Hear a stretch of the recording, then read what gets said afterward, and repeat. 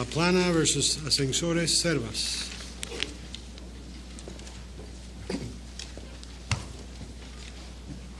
Good morning, Your Honors. May it please the Court. My name is Michelle Weiss of Berger Singerman. I represent the appellants who were the defendants below, Luis Laplana individually and Laplana Martinez y Asociados. With the Court's permission, I would like to take 11 minutes for direct argument and 4 minutes for rebuttal. Okay. The overriding issues in this case are actually simple and direct. Below, the trial court awarded judgment against Mr. Laplana individually and against Asociados in the sum of $2,316,076 for liquidated damages based on their failure to make capital contributions to a new corporation or a new LLC by the name of Servas. The agreement under which the court... Where in the final judgment does it say it's liquidated damages, counsel? It says it, Your Honor, by inference where the court specifically adopts a formula for determining damages in its findings of fact and conclusions of law. The court does not say that it's just, the court treats it as breach of contract damages, correct? Can you argue that it's liquidated? I do, Your Honor, for the reason that the formula that the court used was that it took what it perceived to be the unpaid capital contribution of $4.7 million, divided it in half, and that was the damage computation. It used a formula, it used no evidence, and it used no facts to determine what the measure of damages were as a result of the company being undercapitalized, which is the appropriate way to measure damages.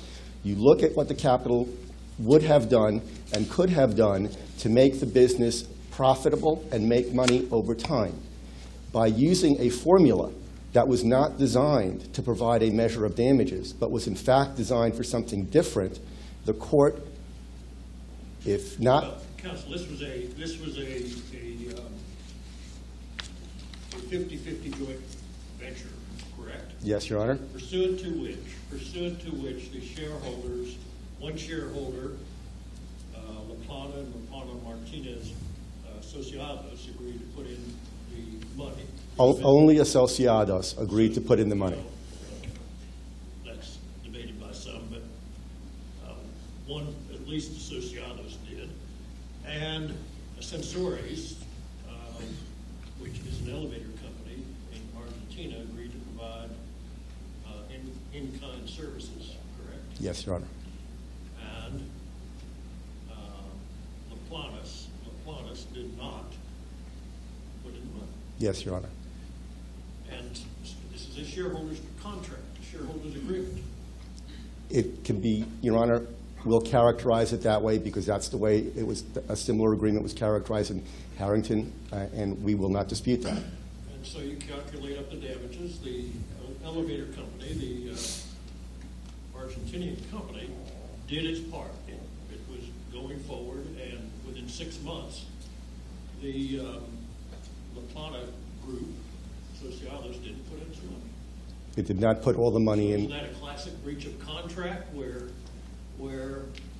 Ascensores, the in-kind contributor, did its part all the way through as far as it could? In fact, completed some contracts, and the other side just didn't put in its money. So you calculate what it is and cut it in half, and that's it. Your Honor, respectfully, there is no case law that supports that valuation or measure of damages for failure to make contributions. Wait, let me, before we get to that, what is it in the Caracas Agreement bonus provision that you quote on page 4 of your brief that would, that the judge misinterpreted?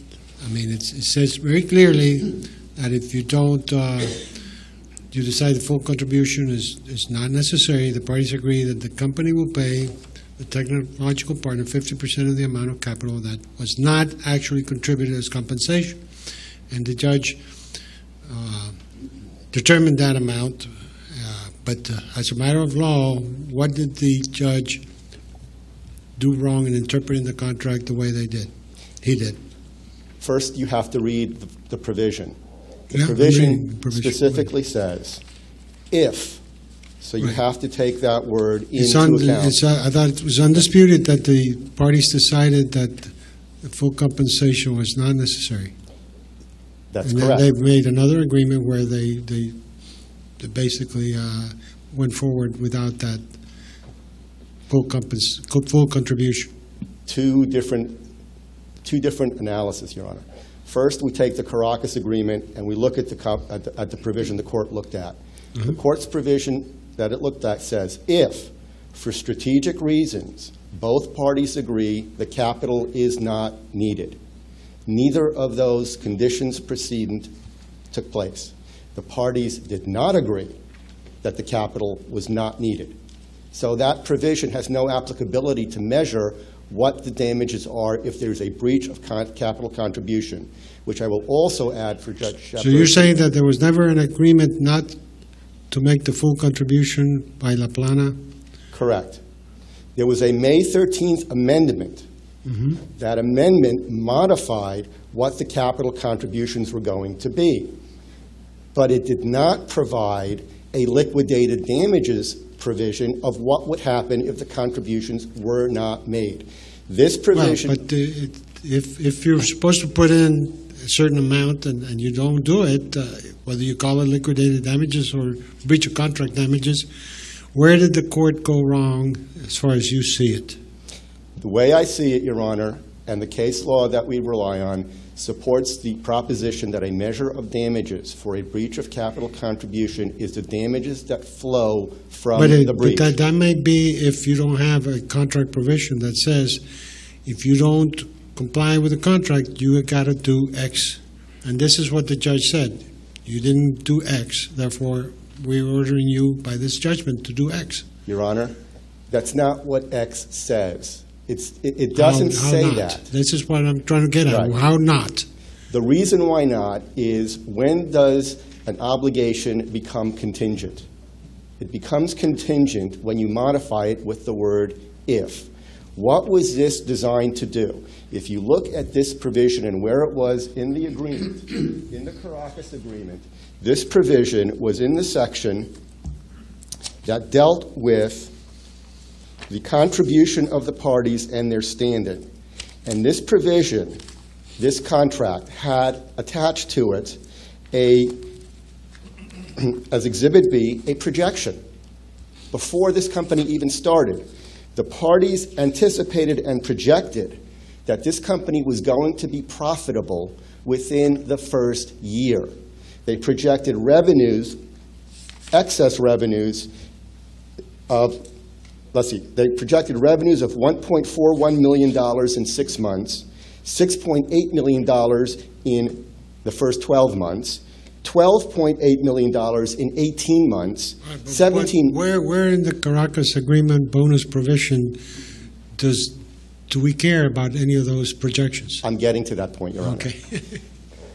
If you look at these projections and what the parties anticipated going into the deal, and then you go back to this provision, which says if, for strategic or opportunistic reasons, and with the both parties' consent, it is decided the full contributions of Asociados is not necessary, meaning that if the company is so successful from the get-go, if the company is doing so well that it doesn't need more capital. Don't add stuff that's not there.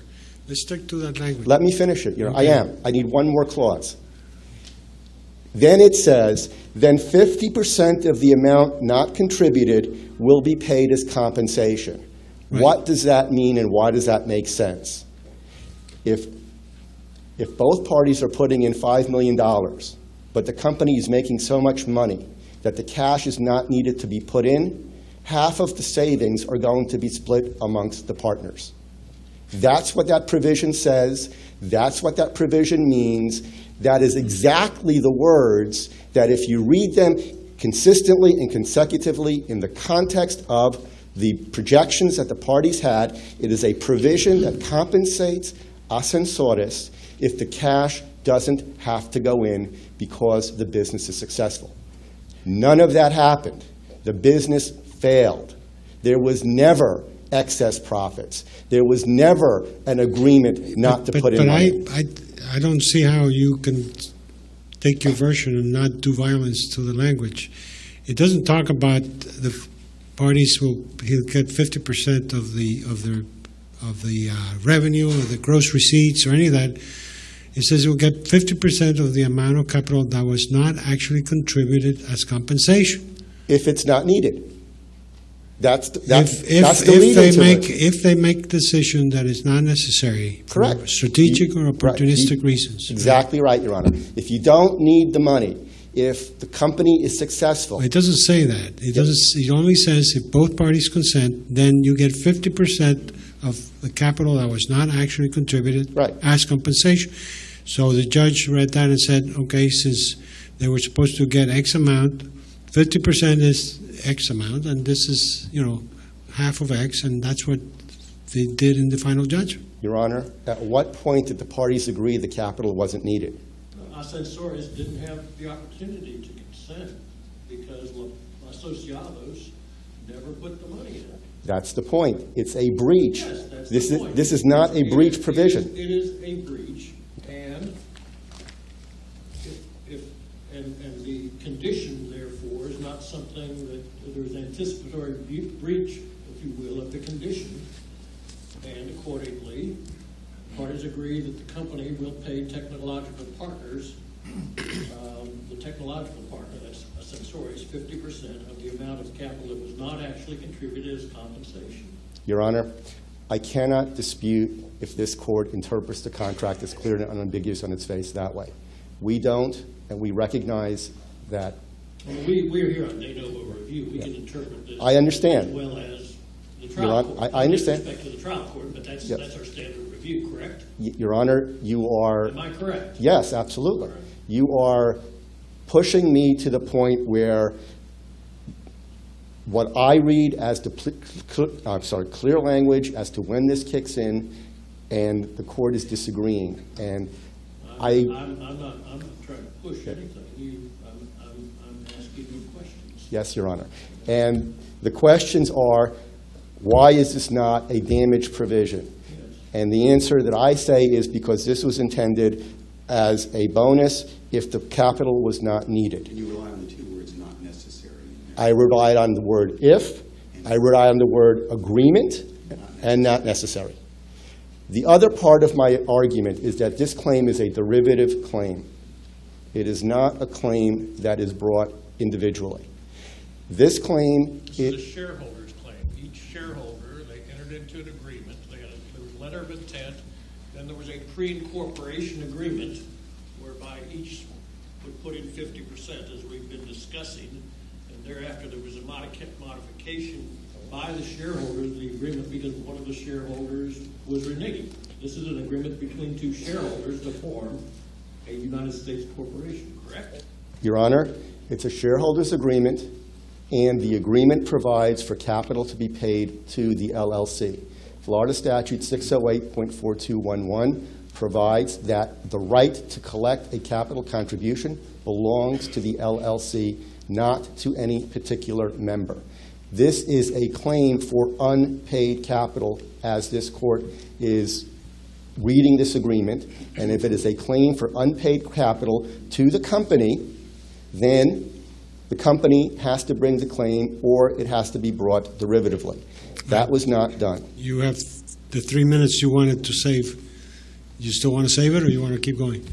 One last sentence. On the breach of fiduciary duty, there was no competent evidence to provide any of the damages awarded. Right. Thank you. Good morning. My name is George Mencio. I'm with Rebecca Placencia. We represent the appellee, the plaintiff below. And on the question of the bonus issue that they raised and Clause 2A of the Caracas Agreement, what appellant suggests is to read this clause in a vacuum. And actually, this court has already held that when you have an agreement modified by a subsequent instrument, you're supposed to look at both instruments together. Look at the provisions of both instruments and determine from the language used the apparent objects to be accomplished, the intent of the parties, as well as the surrounding circumstances.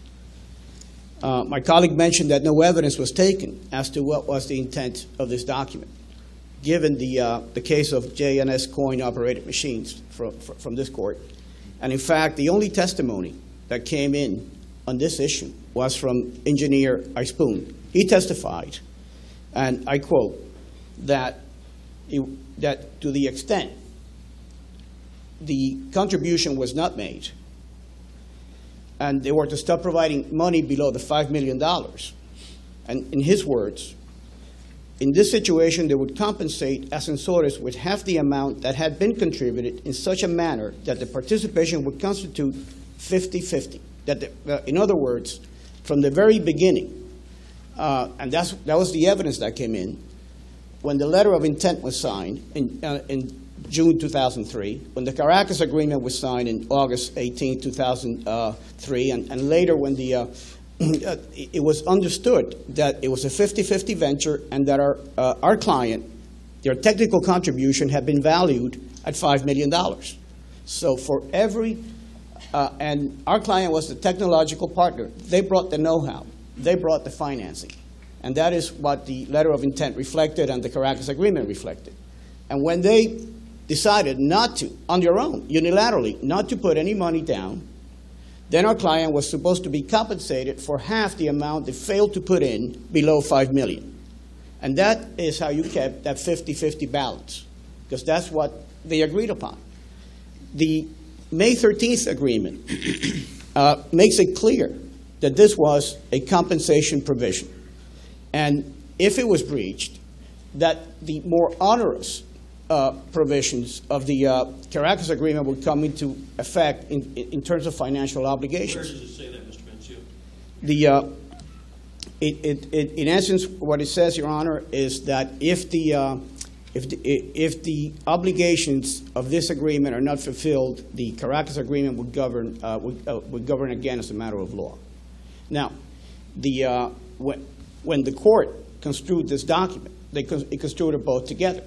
And whereas, even though Mr. Laplana was the member, i.e. the owner of the 50% owner, the testimony came in that he was going to contribute the $5 million through this company, Asociados, because of the Venezuelan currency exchange regulations. He wanted to use the company to bring the money into the United States. It wasn't that Asociados was the member. The member was Mr. Laplana. And Mr. Laplana committed to those $5 million, although the Caracas Agreement is only signed by Asociados. That's a pre-incorporation agreement. But after the company was formed, the obligation became that of the member. Whether he played it through Asociados or otherwise, it's no question. Now, May 13th agreement was an accommodation to his client. Instead of paying $5 million, they took off well over $2 million. And to do that, they agreed that they would pay Ascensores compensation for $600,000. And jointly and severally, both the Asociados and Mr. Laplana. And they would also contribute $800,000 to the capital of the company. Again, these are diverting a bit to the question of whether this should be a derivative claim. I mean, these were special compensation duties that were due our client as a matter of contract. Our client had a right to sue. And under Harrington versus the Harrington case, we have the right to actually go ahead and sue for a breach of contract. This is not a derivative claim. The judgment ended up being approximately $3 million of interest against Asociados and $600,000 against Mr. Laplana individually, correct? Correct, Your Honor. And that is supported by both documents, because Mr. Laplana's liability under the May 13th agreement was first a payment of $600,000 to our client as compensation. And that's what we were suing for. Well, we're not suing for the contribution. We're suing for the compensation. The final judgment in this case was drafted by your law firm, correct, Mr. Mencio? Yes, Your Honor. Is there not in the final judgment, Mr. Mencio, double counting with respect to what what I'll describe as the improper payments to Mr. Laplana, money he took out of quality elevators?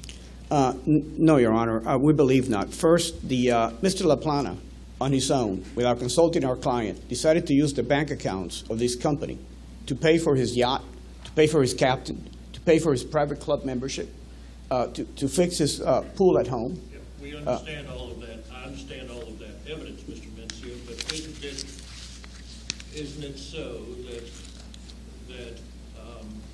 it is taken out of the initial capital contribution when you're looking at $750,000 to $750,000, and you subtract, I gather, $383,000 from that, and doesn't that $383,000 include the improper payments that are set forth on page 29 of the final judgment? Yes, they include the improper payments. Pardon? Yes, sir, they So include. there is double recovery there, is there not? No, we submit not. Well, first of all, the court awarded only 50% of whatever it found was due as damages. So there was no double recovery. The court, in essence, cut the baby in half.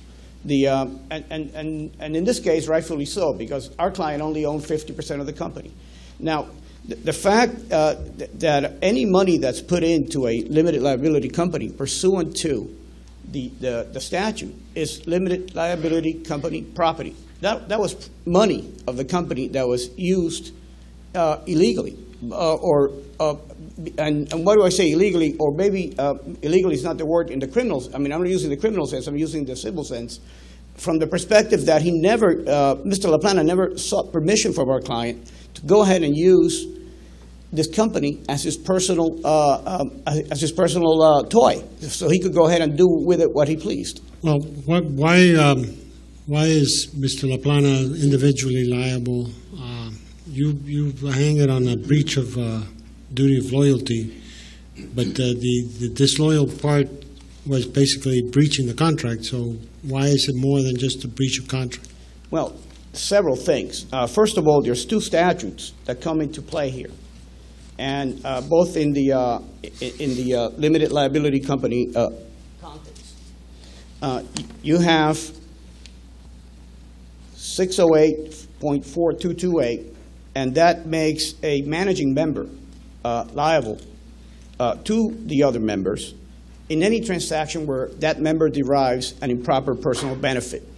And here, Mr. Laplana, as you had an obligation to contribute capital to the company. And from that, and that capital was going to form the infrastructure for this company to be successful. Our client provided the technology. And the testimony of record is replete with instances where he had agreed to pay for the UL certification of certain components, which was about an $800,000 expense, that he had agreed to pay money so we could have a sales force. Well, how do we know that he agreed to it as individual or as asociados? We know of that because he's the member. And the but I mean, you know, if you're a member of a company, you could be acting for the company, and it seems to me if the contract was entered into by asociados, that he could have just been breaching as for the company, not for himself personally. Well, Your Honor, the fact was that the agreement with asociados was a pre-incorporation agreement. The company was formed after, not before. And the formation, he became the member, not asociados. So by he becoming the member, he's the one that bore the obligation, both under the statute and later on, as verified by all the minutes of meetings that he signed. He signed as the member. He signed, and even in the May 13th agreement, he actually becomes jointly and severally liable under that agreement. So that's the first statute. The second statute is 608.4225. And that is the general standards and the fact that for a managing member, he owes a duty of loyalty. And that duty of loyalty makes him liable for any intentional misconduct. What was the testimony that you heard? You heard at trial that Mr. Laplana took this company quality. And essentially, after this company went from 30 elevators under maintenance to 130, and actually was making a nice profit. What he did is, without consulting his partner, he decided to shut it down. And he did it spitefully, and only to get back at Mr. Ispoon, who's the founding partner of Ascensores. That's all we have, Your Honor. All right, thank you.